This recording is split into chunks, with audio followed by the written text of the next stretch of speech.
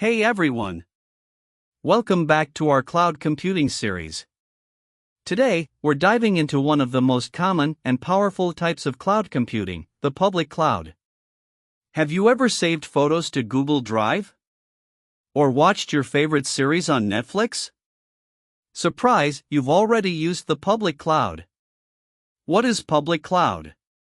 Public cloud means using IT services like storage, servers, or databases over the internet, offered by companies like AWS, Microsoft Azure, Google Cloud Platform, GCP.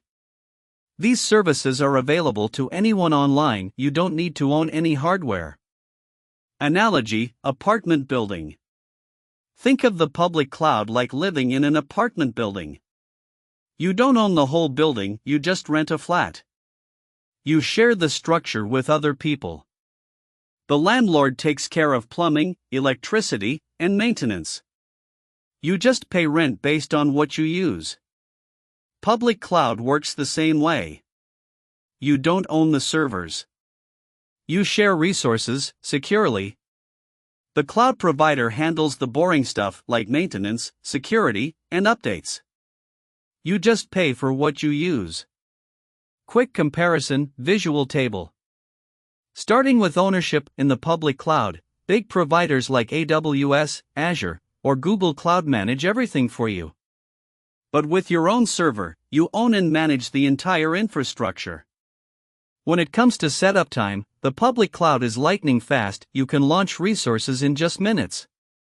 In contrast, setting up your own servers can take days or even weeks. Talking about cost, public cloud works on a pay-as-you-go model, making it budget-friendly and flexible. But with your own servers, there's a high upfront investment in hardware and setup.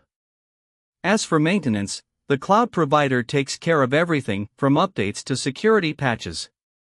On the other hand, managing your own server means you're responsible for all of that: software updates, security, hardware failures, and more. In terms of scalability, the public cloud shines. You can scale up or down instantly.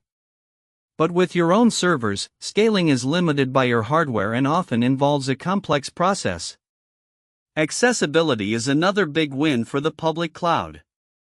You can access your resources from anywhere with an internet connection. But with your own server, you're tied to a physical location unless you set up remote access. Security and updates in the cloud are handled by experts at the provider's end, ensuring everything stays up to date. With your own servers, you're responsible for managing all security and system updates. Finally, let's look at use cases. Public cloud is perfect for startups, websites, or dynamic workloads where flexibility and speed matter. Your own server is better suited for legacy apps or situations where data control and compliance are top priorities. When should you use public cloud?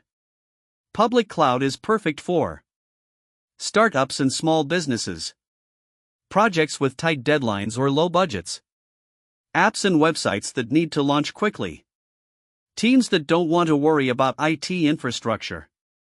So next time someone says public cloud, just think: apartment building equals shared, simple, no maintenance headaches.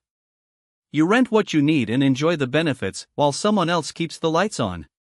Next up, we'll explore private cloud, and when it's better to own the house instead of renting an apartment. Let's make cloud computing simple, one concept at a time. If this made things clearer, give it a like and hit that subscribe button. Thank you for watching.